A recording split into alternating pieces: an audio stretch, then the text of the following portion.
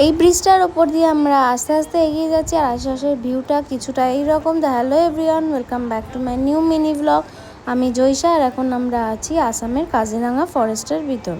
তো সামনের ভিউটা কি সুন্দর দেখো, আকাশটা যেরকম সুন্দর লাগছে তার সাথে জঙ্গল, আর এই জায়গাটা দেখো দু সাইডে জল, উপরে নীল আর সাদা আকাশ আর সবুজ, তার মধ্যে দিয়ে আমরা এগিয়ে যাচ্ছি গন্ডারের খোঁজে।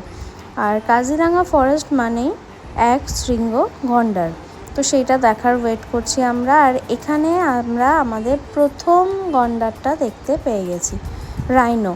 ওই যে দূরে দাঁড়িয়ে আছে, আর আশেপাশে কিছু বকও ঘুরছে, একা নিজের মনের সুখে ঘাস খাচ্ছে। তো আমরা আমাদের প্রথম রাইনোটা দেখতে পেয়ে গেছি, আমরা খুবই এক্সাইটেড। আস্তে আস্তে বাকিগুলো তোমাদের সাথে শেয়ার করব। এই ভিডিওটা এখানেই শেষ করছি। সবাইকে ভালো থেকো, সুস্থ থেকো, টাটা।